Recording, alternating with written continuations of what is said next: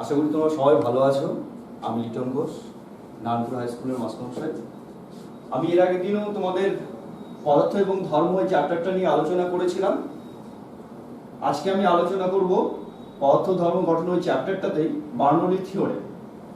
আচ্ছা, বার্নৌলির থিওরেম এর আগের দিন আমি তোমাদের পড়িয়েছিলাম যে সান্দ্রতা কি, সেখানে রয়েছে বার্নৌলির থিওরেম। বার্নৌলির থিওরেম বলছে যে আমরা পড়েছিলাম ধারারেখ প্রবাহ, যে ধারারেখ প্রবাহ কোনো একটি ছেদে, অর্থাৎ ধরো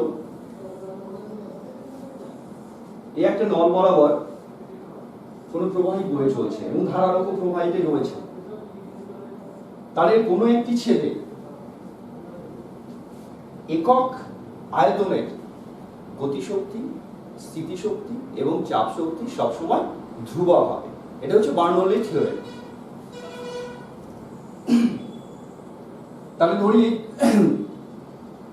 তরলের একক আয়তনের ভর, আচ্ছা একক আয়তনের ভরকে আমরা কি বলছি? ঘনত্ব। তাহলে তরলের ঘনত্ব ধরে নিচ্ছি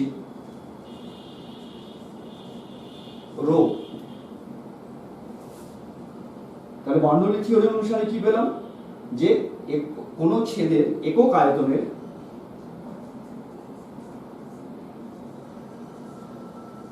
গতিশক্তি প্লাস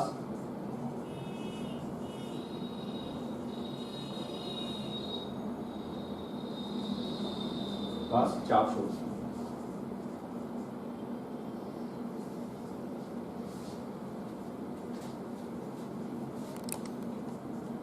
সবসময় ধ্রুবক।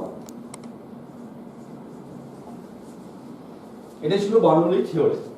অর্থাৎ ধারারেখ প্রবাহের কোনো ছেদের একক আয়তনের গতিশক্তি, স্থিতিশক্তি এবং চাপ শক্তি সবসময় ধ্রুবক। তাহলে গাণিতিক রূপটা কি হবে? যদি ধরে নাও ধারারেখ প্রবাহ, অর্থাৎ এখানে সন্ধিবেগ, যেখানে ধারারেখ প্রবাহের বেগ রয়েছে ভি, তাহলে গতিশক্তি হাফ এম ভি স্কয়ার, আর এখানে একক আয়তনের ভর হচ্ছে তার ঘনত্ব, তাহলে half rho V square, plus স্থিতিশক্তি এম জি এইচ। এম বলতে এখানে একক আয়তনের ভর, ঘনত্ব রো, অধিকর্ষ ত্বরণ জি এবং এইচ, প্লাস এর চাপ ধরে নাও এই মুহূর্তের চাপ হচ্ছে পি। তাহলে এটা সব সময় কনস্ট্যান্ট হবে, কনস্ট্যান্ট। এটাই বার্নৌলির থিওরেম। বেশ, এই বার্নৌলির থিওরেমের উপর ভিত্তি করে আমরা কতগুলো ঘটনার ব্যাখ্যা করব। যেমন ধরো ঝড়ের সময় আমরা অনেকে দেখেছি যে চালাঘরের চালগুলো উড়ে চলে যায়। তার কারণটা কি?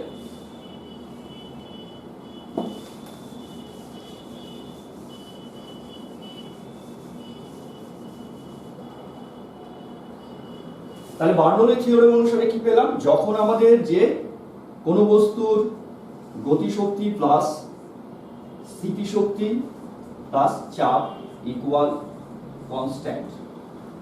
এবার স্থিতিশক্তি ধরো এখানে স্থির আছে, এবার ঝড় বইছে, ঝড় তাহলে কিভাবে বইবে? ঘরটা চারিদিক দিয়ে, বাইরের দিক দিয়ে ঝড়টা বইছে এবং উপরের দিকে গতিবেগ রয়েছে, অর্থাৎ বায়ুর গতিশক্তি বাড়ছে। গতিশক্তি বাড়লে গতিশক্তি এখানে বাড়ছে, যখনই গতিশক্তি বাড়বে তাহলে তার চাপ শক্তি কমে যাবে। কারণ বার্নৌলির থিওরেম অনুসারে বলা হচ্ছে যে গতিশক্তি, স্থিতিশক্তি এবং চাপ শক্তি তিনটেই ধ্রুবক। একটা বাড়লে অপরটাকে কমতেই হবে, টোটাল যোগফলটা ঠিক থাকবে। তাহলে যখন ঝড়ের সময় তখন তোমার চালের উপরের বায়ুর গতিবেগ বেড়ে যাচ্ছে, তখন তার চাপ কমছে, কিন্তু তোমার ঘরের ভেতরে যে বায়ু রয়েছে সে তো স্থির। তাহলে স্থির থাকলে উপরের বায়ুর চাপের চেয়ে নিচে ভেতরের বায়ুর চাপ অনেক বেশি থাকে, যার ফলে কি করবে? এই চালটাকে উপরের দিকে ঠেলে তোলার চেষ্টা করবে এবং এটাকে উপরের দিকে ঠেলে দেবে। যখন এটাকে উপরের দিকে ঠেলে দেবে, এদিকটা আলগা হয়ে গেল এবং এই ঝড়ের সঙ্গে বয়ে চলে যাবে। এই জন্য ঝড়ের সময় সাধারণত চালাঘরের চালগুলো ঝড়ের সঙ্গে বেড়ে যায়। ঠিক আছে, এর পরবর্তীতে বলা হচ্ছে যে অনেক সময় তোমরা দেখো যে কোনো স্টেশনে একটা দ্রুতগামী ট্রেন পার হচ্ছে, যেটা এখন সেখানে দাঁড়াবে না। অর্থাৎ ধরো কোন একটা স্টেশনে দাঁড়িয়ে আছো, রাজধানী পার হচ্ছে, তখনই অ্যানাউন্স করে দেওয়া হয় যে এই এত নম্বর প্ল্যাটফর্মে, ধরো 1 নম্বর প্ল্যাটফর্ম থেকে সমস্ত যাত্রীরা দূরে সরে যান, এখান দিয়ে রাজধানী এখন পার হবে, অর্থাৎ রাজধানী ওই প্ল্যাটফর্মে দাঁড়াবে না। তাহলে এই দ্রুতগামী ট্রেন পার হওয়ার সময় অ্যানাউন্স করে দেওয়া হয় তারা যেন কাছে না থাকে। তার কারণটা কি? তার কারণ ওই একই কারণ দাঁড়াচ্ছে যে ধরো এখানে প্ল্যাটফর্ম, এখানে ট্রেনের লাইনটা রয়েছে, যাত্রীরা এই সব জায়গাগুলোতে দাঁড়িয়ে আছে, যখন দ্রুতগামী ট্রেনটা পার হবে তখন দ্রুতগামী ট্রেনের সংস্পর্শে যে বায়ু রয়েছে, অর্থাৎ যাত্রী, প্ল্যাটফর্মে দাঁড়িয়ে থাকা ব্যক্তি এবং ট্রেন, তার মাঝের যে বায়ু ট্রেনের সঙ্গে সচল হয়ে যাবে, অর্থাৎ গতিবেগ বাড়বে। গতিবেগ বাড়ার ফলে তার কি হবে? চাপ শক্তি অলরেডি কমে যাবে, অর্থাৎ চাপ কমে যাবে। কিন্তু বিপরীত দিকে, অর্থাৎ ব্যক্তির উল্টো দিকে বায়ুর গতিবেগ অনেক কম, প্রায় স্থির ধরে নেওয়া যায়, তার চাপ অনেক বেশি থাকে, যার ফলে সে কি করবে?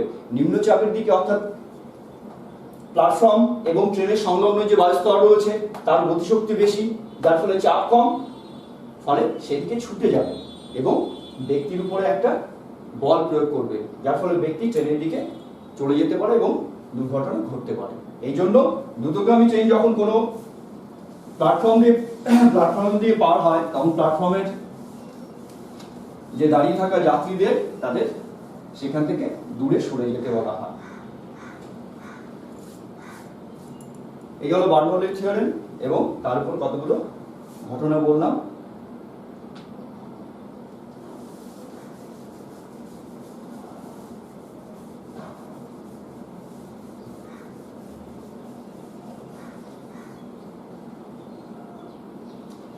আচ্ছা, এবার আসছে আমরা স্থিতিস্থাপকতা।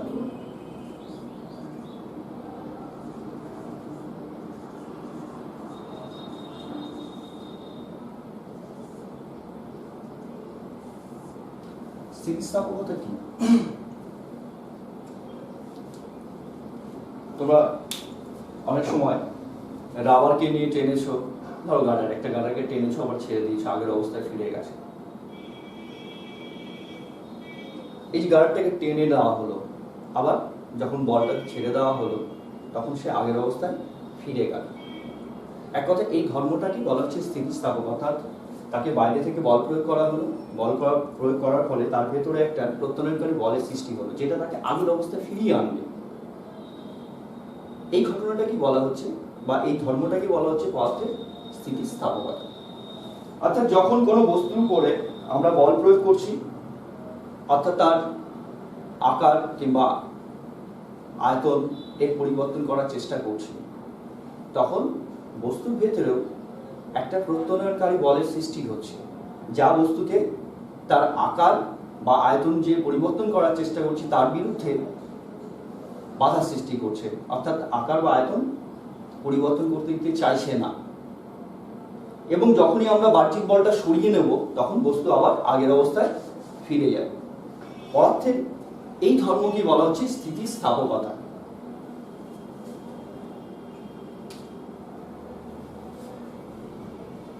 তাহলে স্থিতিস্থাপকতা কি পেলাম? যে যখন কোনো বস্তুর উপর বাহ্যিক বল প্রয়োগ করে তার আকার কিংবা আয়তন এর পরিবর্তন করা হয়, তার বিকৃতি সৃষ্টি করা হয়, তখন বস্তুতে এক প্রত্যনয়নকারী বল সৃষ্টি হয়, যা বস্তুকে তার বিকৃতির বিরুদ্ধে বাধা সৃষ্টি করে এবং প্রযুক্ত বল সরিয়ে নিলে সে আবার আগের অবস্থায় ফিরে আসে। এই ধর্মকে বলা হচ্ছে স্থিতিস্থাপকতা। স্থিতিস্থাপকতা কতগুলো বিষয় এবার আসবো। প্রথম আসছে পীড়ন।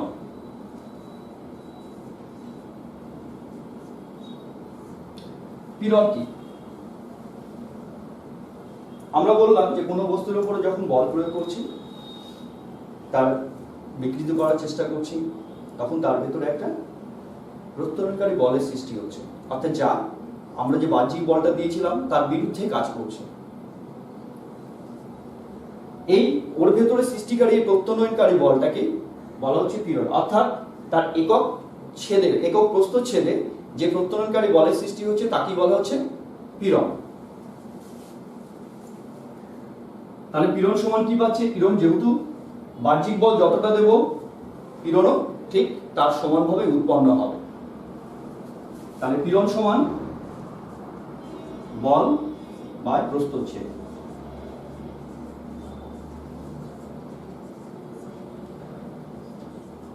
তাহলে বলকে যদি এ দ্বারা প্রকাশ করি আর প্রস্থচ্ছেদকে এ, তাহলে এম বাই এ।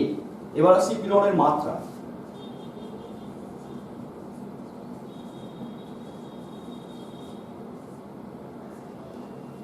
পীড়নের মাত্রা আমরা রাশিমালা থেকে পেয়ে যাব।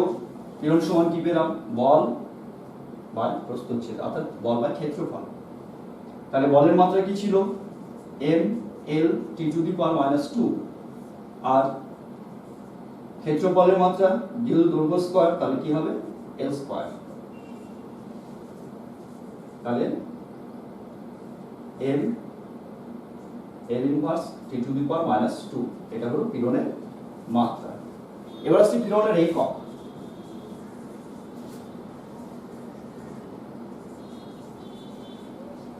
একক প্রথমে সিজিএস এ আসি। সিজিএস পদ্ধতি কি পাচ্ছি? বলের একক বাই ক্ষেত্রফলের একক। বলের একক কি? ডাইন, আর ক্ষেত্রফলের একক সেমি স্কয়ার। তাহলে ডাইন পার সেমি স্কয়ার, বা অনেক সময় এটা লেখা থাকবে dyne semi to the power minus 2। এবার এসআই। এসআই বলতে বলের একক তোমরা জানো। বলের একক কি? নিউটন। নিউটনকে আমরা বড় হাতের এন দ্বারা প্রকাশ করি, নিউটন। আর ক্ষেত্রফলের একক মিটার, তাহলে নিউটন পার মিটার স্কয়ার, আর N N to the power minus 2। এটা গেল পীড়নের একক এবং মাত্রা। এবার হচ্ছে অসম ভার। অসম ভার বলতে পীড়নের উপর নির্ভর করে অসম ভার আছে। দেখো, যেমন তোমরা দেখেছো গার্ডারকে একটা নির্দিষ্ট সীমা পর্যন্ত টানলে সে ঠিক আছে, ছেড়ে দিলে আগের অবস্থায় ফিরে যাবে। কিন্তু যদি খুব বেশি জোরে টানা যায়, অনেক সময় গার্ডারগুলো ছিঁড়ে যায়। তার কারণ হচ্ছে পীড়নের, তুমি বাহ্যিক বলের মান যখন বাড়াতে থাকবে, পীড়নও বাড়তে থাকবে।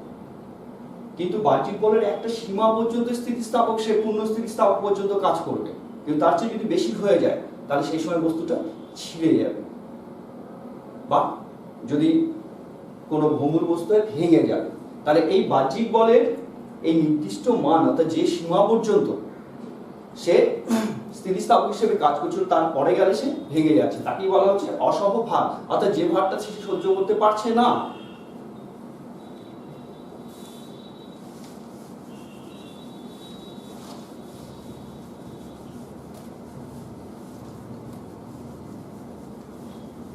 এবার আসছে বিকৃতি। বিকৃতি কি?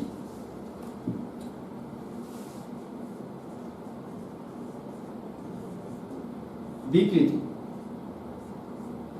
বিকৃতি সাধারণত তার যে আকার বা আয়তনের যে পরিবর্তন হচ্ছে, তাকে বিকৃতি বলছি। বিকৃতির পরিমাপ করা হয় এইভাবে যে তার একক মাত্রায় কতটা পরিবর্তিত হলো, তাকেই বলা হবে কোন মাত্রা। মাত্রা বলতে আমরা এখানে বলেছি দৈর্ঘ্য, আয়তন, আকৃতি, এসবকে মাত্রা হিসেবে ধরছি। তাহলে একক মাত্রার আমাদের কতটা পরিবর্তন হচ্ছে, তাকেই বলা হচ্ছে তার বিকৃতি। তাহলে বিকৃতি সমান পাচ্ছি কি? মাত্রার পরিবর্তন বাই প্রাথমিক মাত্রা।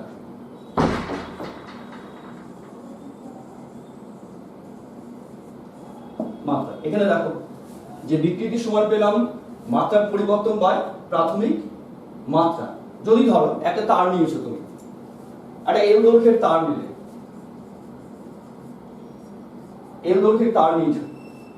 তাকে এবার একটা ভার ঝুলিয়ে দিয়ে, তার ভার ঝুলিয়ে দিলে সে কিছুটা প্রসারিত হবে বা তার দৈর্ঘ্য বৃদ্ধি পাবে। ধরে নাও দৈর্ঘ্য বৃদ্ধি ডেল এল। তাহলে আমাদের মাত্রার পরিবর্তন কত? ডেল এল। আর প্রাথমিক মাত্রা কত ছিল? এল। তাহলে বিকৃতি আমরা কি পাচ্ছি? Del L by L. এটা কি বলা হচ্ছে বিকৃতি। অর্থাৎ তুমি কতটা একক মাত্রায় তুমি কতটা পরিবর্তন ঘটাতে পারবে, তাকে বলা হচ্ছে বিকৃতি। এবার একটা জিনিস খেয়াল করো, বিকৃতির রাশিমালাটা কি দাঁড়াচ্ছে? যে মাত্রার পরিবর্তন বাই মাত্রা। অর্থাৎ আমরা যদি এটা লিখি ডেল এল বাই এল, দৈর্ঘ্যের ক্ষেত্রে এটাও দৈর্ঘ্য, এটাও দৈর্ঘ্য, কারণ দুটো সমজাতীয় রাশির অনুপাত। সমজাতীয় রাশির অনুপাত হলে এটা কি হবে? একটা এককবিহীন রাশি। অর্থাৎ এর মাত্রাও থাকবে না, এককও থাকবে না। বেশ,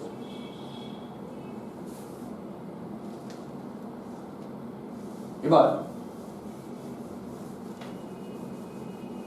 বিকৃতি সাধারণত আমরা তিন প্রকার পেয়ে থাকি, অর্থাৎ বিকৃতি তিন প্রকার। একটা হচ্ছে অনুদৈর্ঘ্য বিকৃতি, আয়তন বিকৃতি এবং ক্রিন্তন বিকৃতি। অনুদৈর্ঘ্য বিকৃতি কি? অনুদৈর্ঘ্য বিকৃতি হচ্ছে যদি তুমি কোনো বস্তুর দৈর্ঘ্যের পরিবর্তন ঘটাও তাহলে যে বিকৃতি ঘটবে তাকে বলা হবে অনুদৈর্ঘ্য বিকৃতি। অর্থাৎ একক দৈর্ঘ্যের যে বৃদ্ধি ঘটানো হবে তাকেই বলা হবে বৃদ্ধি বা হ্রাস, পরিবর্তন যেটা করা হবে, একক দৈর্ঘ্যের পরিবর্তন যা হবে সেটাকে বলা হবে অনুদৈর্ঘ্য বিকৃতি। আয়তন বিকৃতি সাধারণত একক আয়তনের যা পরিবর্তন ঘটানো হবে সেটা আয়তন বৃদ্ধি করা হোক বা আয়তন হ্রাস করা হোক, একক আয়তনের যা পরিবর্তন হবে তাকে বলা হবে আয়তন বিকৃতি। আর ক্রিন্তন বিকৃতি, ক্রিন্তন বিকৃতি হচ্ছে তার আকৃতির যা পরিবর্তন করা হবে সেটাকে বলা হবে ক্রিন্তন বিকৃতি। এবার আমরা আসছি হুকের সূত্র, স্থিতিস্থাপকতা সংক্রান্ত হুকের সূত্র।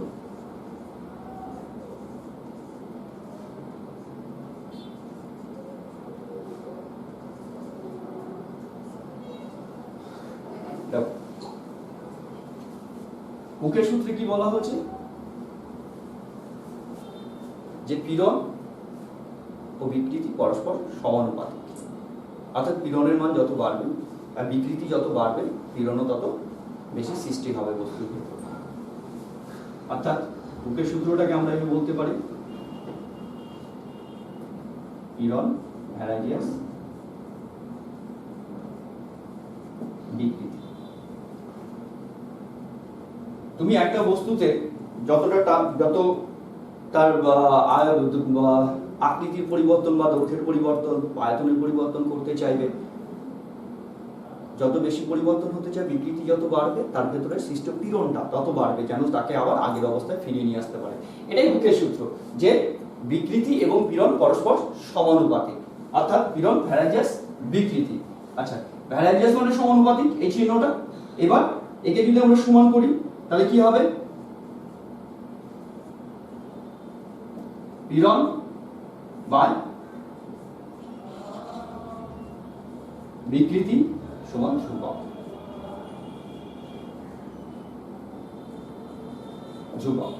এই ধ্রুবককে বলা হচ্ছে স্থিতিস্থাপক গুণাঙ্ক।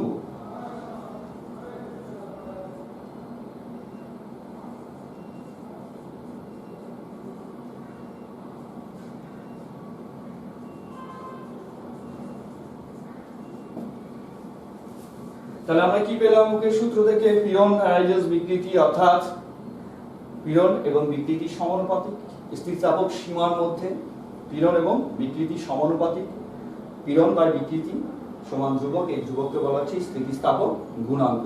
যেহেতু আমরা বিকৃতি বললাম তিন প্রকার, অনুদৈর্ঘ্য বিকৃতি, আয়তন বিকৃতি এবং ক্রিন্তন বিকৃতি, তার মানে স্থিতিস্থাপক গুণাঙ্ক তিন রকম পাবো। অনুদৈর্ঘ্য বিকৃতি গুণাঙ্ক যাকে ইয়ং গুণাঙ্ক বলা হয়, আয়তন বিকৃতি গুণাঙ্ক এবং ক্রিন্তন গুণাঙ্ক বা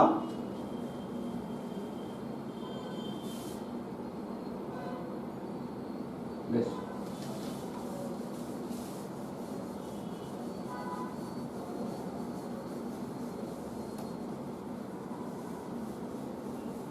এবার আছে ইয়ং গুণাঙ্ক। তোমাদের সিলেবাসে ইয়ং গুণাঙ্ক আছে।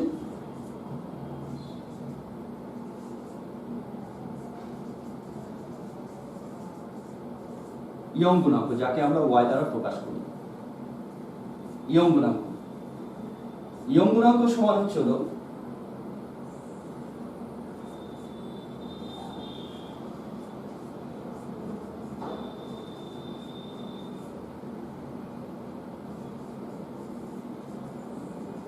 পীড়ন বাই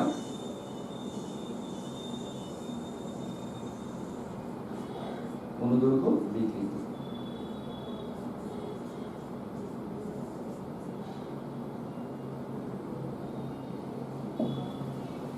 তাহলে ইয়ং গুণাঙ্ক বলতে কি বোঝায়?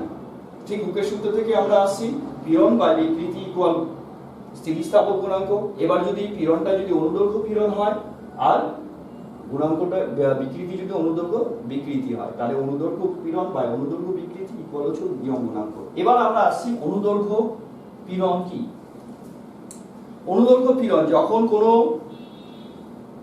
একটি তার কিংবা কোনো বস্তু যদি দৈর্ঘ্যের প্রসারণ ঘটানো যায় বা সংকুচিত করা অর্থাৎ দৈর্ঘ্যের পরিবর্তন করা হয় তাহলে তাতে যে পীড়ন সৃষ্টি হবে তাকে বলা হবে অনুদৈর্ঘ্য পীড়ন। অর্থাৎ দৈর্ঘ্যের বিকৃতির জন্য যে পীড়নের সৃষ্টি হবে তাকেই বলা হচ্ছিল অনুদৈর্ঘ্য পীড়ন। অর্থাৎ কোন তারকে যদি আমরা একটা ভর ঝুলিয়ে দিই, দিয়ে যদি তার যদি দৈর্ঘ্য বৃদ্ধি করার চেষ্টা করি তাহলে তার একক ক্ষেত্রফলের বা প্রস্থচ্ছেদের উপরে যে পরিমাণ প্রত্যায়নকারী বলের সৃষ্টি হবে তাকেই বলা হবে অনুদৈর্ঘ্য পীড়ন। আর অনুদৈর্ঘ্য বিকৃতি কি? অনুদৈর্ঘ্য বিকৃতি হচ্ছে যে তার এইভাবে ভর ঝোলানোর ফলে তার একক দৈর্ঘ্যের যে পরিমাণ পরিবর্তন করা হলো, যদি ভর ঝুলিয়ে দিই তাহলে সাধারণত কি হয় প্রসারিত হবে, তাহলে সেই ক্ষেত্রে একক দৈর্ঘ্যে যতটা প্রসারিত হলো তাকেই বলা হচ্ছে তার অনুদৈর্ঘ্য বিকৃতি। অর্থাৎ দৈর্ঘ্যের পরিবর্তনকেই বলা হচ্ছে অনুদৈর্ঘ্য বিকৃতি। তাহলে ইয়াং গুণাঙ্ক পেলাম কি? অনুদৈর্ঘ্য পীড়ন বা অনুদৈর্ঘ্য বিকৃতি। বেশ, এবার ইয়ং গুণাঙ্কের রাশিমালা কি হবে? যেহেতু বিকৃতির কোনো মাত্রা নেই বা ইয়ং গুণাঙ্কের মাত্রা কি হবে? যেহেতু বিকৃতির কোনো মাত্রা নেই, মাত্রা শূন্য রাশি, তাহলে ইয়ং গুণাঙ্কের মাত্রা এবং পীড়নের মাত্রা একই হবে। তাহলে ইয়ং গুণাঙ্কের মাত্রা কি আছে? আগে পীড়নের মাত্রা পেয়েছিলাম m l inverse t to the power minus t to the power 2, এটা মাত্রা। একক কি পাবো? পীড়নের যে একক ছিল ইয়ং গুণাঙ্কের এককও তাই হবে, একক সিজিএস পদ্ধতিতে। তাহলে বিকৃতির কোনো একক নেই, শুধুমাত্র পীড়নের একক। পীড়নের একক কি পেয়েছিলাম? বল বা ক্ষেত্রফল। তাহলে সিজিএস পদ্ধতিতে ডাই পার সেমি স্কয়ার। আর এসআই পদ্ধতিতে কি পাবো? ঠিক একই ভাবে নিউটন পার মিটার স্কয়ার। তাহলে এই হলো ইয়ং গুণাঙ্ক। তাকে বলছি আমরা বললাম ইয়ং গুণাঙ্কের মাত্রা, ইয়ং গুণাঙ্কের একক।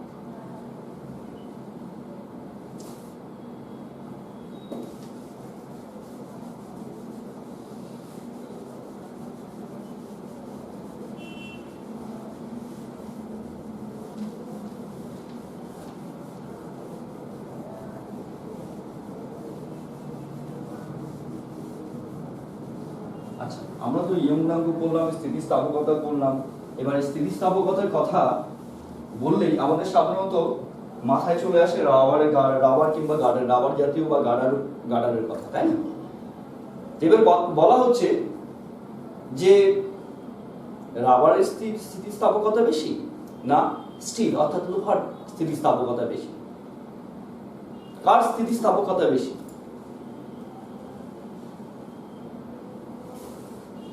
আমার বলা হলো প্রশ্নটা ছিল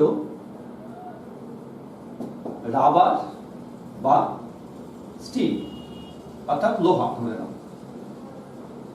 একটা লোহার রড, একটা রাবারের দেওয়া হলো, একটা লোহার তার দেওয়া হলো, বল কার স্থিতিস্থাপকতা বেশি,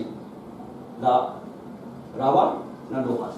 তাহলে এই জায়গাটায় আমাদের দেখতে হবে যে আমরা যেহেতু দেখছি খুব সহজে এটাকে টেনে ছেড়ে দিলে আবার আগের অবস্থায় ফিরে যাচ্ছে, কিন্তু লোহার ক্ষেত্রে টানা অতটা সহজ নয়।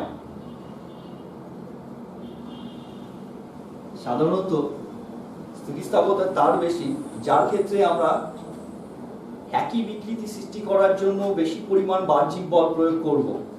যেখানে যত বেশি বাহ্যিক বল প্রয়োগের প্রয়োজন হবে একই বিকৃতির জন্য তার স্থিতিস্থাপকতা তত বেশি। ধরে নাও রাবারটার 1 সেন্টিমিটার দৈর্ঘ্য বৃদ্ধির জন্য এই রাবারের একটা তোমাকে একটা দিয়েছিলাম, ধরো আমরা একটা রাবারের একটা টুকরো নিয়েছি, 1 সেন্টিমিটার দৈর্ঘ্য বৃদ্ধি করতে যতটা বল দিতে হবে, এই লোহার একটা তার দিয়েছি তোমাকে, তার 1 সেন্টিমিটার বৃদ্ধি করতে কতটা বল প্রয়োগ করতে হবে তুমি ভেবে দেখো একবার।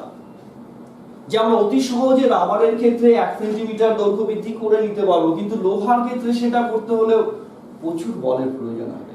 অর্থাৎ যার ক্ষেত্রে একই বিকৃতির জন্য বেশি বল প্রয়োগ করা হচ্ছে তার স্থিতিস্থাপকতা তত বেশি। তাহলে আমরা এখান থেকে জানতে পারছি যে রাবারের চেয়ে লোহার স্থিতিস্থাপকতা অনেক বেশি। তাহলে প্রশ্নটা হচ্ছিল যেটি রাবারের দণ্ড আর একটি লোহার দণ্ডের মধ্যে কার স্থিতিস্থাপকতা বেশি হবে? অবশ্যই লোহার স্থিতিস্থাপকতা বেশি হবে। কারণ বলে দিলাম আগেই, আরেকবার বলছি যে একই বিকৃতি সৃষ্টি করতে যার ক্ষেত্রে বেশি পরিমাণ বাহ্যিক বল প্রয়োজন হবে তার স্থিতিস্থাপকতা তত বেশি।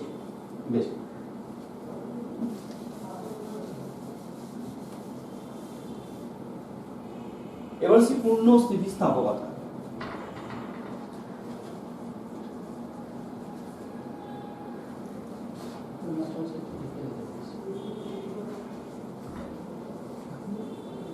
পূর্ণ স্থিতিস্থাপকতা কাকে বলা হচ্ছে? সাধারণত আমরা বলেছিলাম যে বাহ্যিক বলের একটা নির্দিষ্ট মান পর্যন্ত কি হয়, বস্তুটা স্থিতিস্থাপক থাকে, তারপরে যত মান বাড়তে থাকবে তত কি হবে, আস্তে আস্তে একটা সময় যে বস্তুটা ভঙ্গুর হয়ে যাবে বা বস্তুর মধ্যে কিছুটা স্থায়ী বিকৃতি থেকে যাবে, একে বলা হচ্ছে অসহভার। তাহলে পূর্ণ স্থিতিস্থাপকতা বলতে সাধারণত বোঝায় যে বাহ্যিক বলের একটি নির্দিষ্ট মান পর্যন্ত বস্তুকে নির্দিষ্ট মান পর্যন্ত নিয়ে গিয়ে যদি বলটাকে অপসারিত করা হয়, সে আবার আগের অবস্থায় পৌঁছে যাবে, তার মধ্যে কোনো রকম বিকৃতি থাকবে না। এই অবস্থাকে বলা হয় পূর্ণ স্থিতিস্থাপকতা। অর্থাৎ সে পূর্ণ বাহ্যিক বল সরিয়ে নিয়ে সে আগের অবস্থায় পুনরায় ফিরে এলো, একে পূর্ণ স্থিতিস্থাপকতা বলা হচ্ছে। এবং এই সীমাকে বলা হচ্ছে পূর্ণ স্থিতিস্থাপক সীমা। অর্থাৎ যে সীমা পর্যন্ত বাহ্যিক বলের একটা বা পীড়নের একটা বাহ্যিক সীমা, মানে যে সীমা পর্যন্ত সে আবার আগের অবস্থায় সম্পূর্ণরূপে ফিরে আসছে, কোনো রকম স্থায়ী বিকৃতি তাতে থাকছে না, সেই সীমাকে বলা হচ্ছে পূর্ণ স্থিতিস্থাপক সীমা।